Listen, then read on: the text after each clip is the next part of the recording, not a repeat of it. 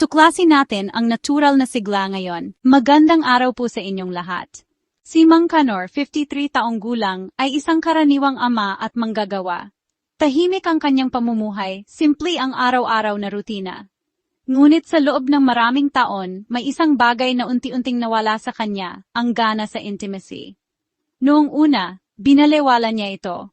Normal lang siguro, sabi niya. Edad na rin. Pero habang tumatagal, napapansin niya ang pagbabago sa kanyang enerhiya, kumpiyansa at pakiramdam sa sarili. Hindi man niya laging binabanggit, alam niyang may kulang, hindi lang sa katawan, kundi pati sa emosyon at sigla ng buhay. Isang gabi, matapos ang mahabang araw, napadpad siya sa isang video online tungkol sa mga pagkaing makakatulong muling pasiglahin ang natural na libido. Sa una, napangiti lang siya. Pagkain lang, totoo kaya to? Pero may mga salitang tumimo, ang libido ay madalas napapagod, naapektuhan ng stress, pagkain at lifestyle. Doon siya napaisip, hindi pala siya nag-iisa. At higit sa lahat, may magagawa pa. Kinabukasan, nagsimula siya sa maliliit na pagbabago. Itlog sa almusal, luya at bawang sa ulam, isda paminsan-minsan, at kaunting sili kapag kailangan ng sigla. Walang milagro sa unang linggo, pero unti-unting nagbago. Mas magaan ang katawan, mas maayos ang tulog, mas malinaw ang isip, at bumabalik ang sigla at kumpiyansa.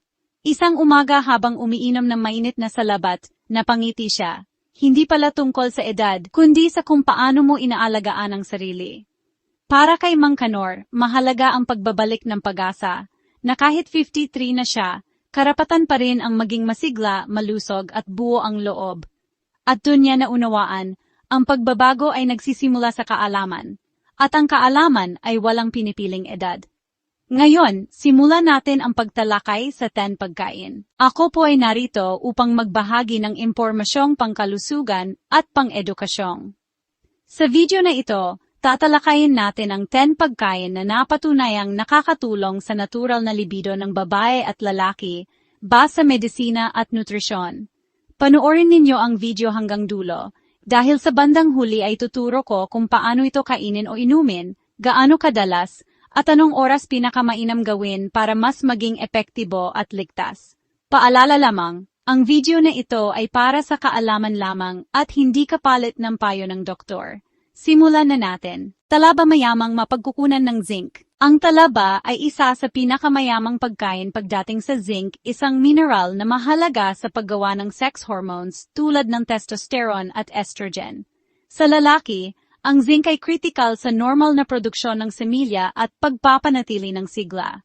Sa babae naman, tumutulong ito sa hormonal balance at sa maayos na reproductive function.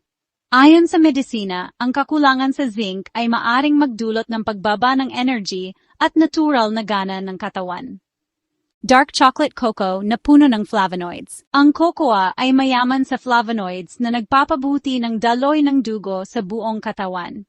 Kapag maayos ang blood circulation, mas nagiging maayos din ang pisikal na tugon ng katawan. Pinapataas din nito ang serotonin at dopamine sa utak, mga chemical na responsable sa kasiyahan, relaxation, at emotional connection. Kapag maganda ang mood at mababa ang stress, mas natural na tumataas ang libido. Avocado healthy fats para sa hormones. Ang avocado ay mayaman sa healthy fats na kailangan ng katawan para makagawa ng hormones. Dahil ang hormones ay gawa mula sa fats, mahalaga ang sapat na healthy fat intake para sa normal na sexual na kalusugan. Mayroon din itong vitamin B6 na tumutulong sa pag-regulate ng stress hormones. Kapag kontrolado ang stress, mas nagiging aktibo ang natural na pagnanasa. Sili may capsaicin na nagpapaganda ng sirkulasyon. Ang sili ay naglalaman ng capsaicin, isang compound na nagpapabilis ng tibok ng puso at nagpapaganda ng sirkulasyon ng dugo. Pinapalabas din nito ang endorphins o feel-good hormones.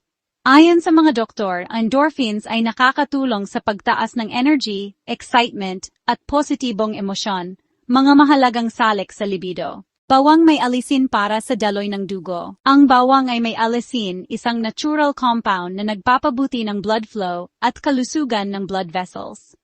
Kapag maayos ang daloy ng dugo, mas epektibong nakakarating ang oxygen at nutrients sa buong katawan. Sa medisina, Ang malusog na puso at blood vessels ay direktang konektado sa maayos na sexual na paggana. Isda may omega-3 para sa balanse. Ang matatabang isda ay mayaman sa omega-3 fatty acids na mahalaga sa hormone production at sa kalusugan ng utak. Tumutulong ito sa mood regulation at sa pagpapababa ng inflammation na maaring makasagabal sa hormonal balance. Dahil ang libido ay hindi lang physical kundi mental at emotional din, mahalaga ang papel ng omega-3 sa sexual na kalusugan.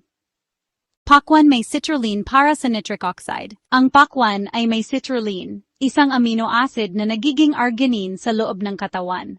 Ang arginine ay tumutulong sa paggawa ng nitric oxide na nagpapaluwag ng blood vessels. Ayon sa medisina, mahalaga ang nitric oxide sa natural na pisikal na tugon ng katawan, kaya itinuturing ang pakwan bilang natural support sa sexual vitality. Luya nagpapainit at nagpapasigla ng sirkulasyon. Ang luya ay kilala sa kakayahang magpainit ng katawan at magpasigla ng sirkulasyon ng dugo. Mayroon din itong anti-inflammatory properties na tumutulong sa maayos na paggana ng hormones. Kapag maganda ang sirkulasyon at mababa ang inflammation, mas nagiging maayos ang stamina at natural na sigla. Pulang sibuyas may quercetin at sulfur compounds. Ang pulang sibuyas ay mayaman sa quercetin, isang antioxidant na nagpapabuti ng blood circulation at nagpoprotekta sa blood vessels. Mayroon din itong sulfur compounds na sumusuporta sa natural na produksyon ng testosterone.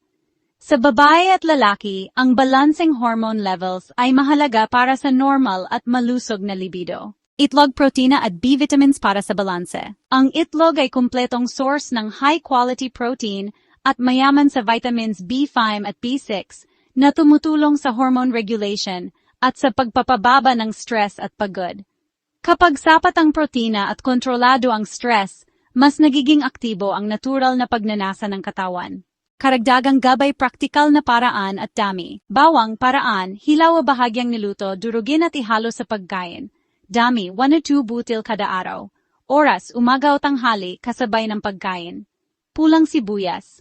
Paraan, hilaw sa salad o bahagyang ginisa. Dami, 1/4 to 1/2 piraso kada araw. Oras, tanghali hanggang hapon, luya. Paraan, salabat saa o ihalo sa luto. Dami, 1/2 tasa ng luya tea o 1 to 2 pulgadang hiwa. Oras, umaga o hapon. Sili. Paraan, idagdag bilang pampalasa. Dami, maliit na dami, 1 to 2 beses sa isang araw. Oras, tanghali, iwasan sa gabi kung sensitibo ang tiyan. Mahalagang paalala, hindi kailangang sabay-sabay kainin ang lahat. Mas mahalaga ang consistency kaysa dami.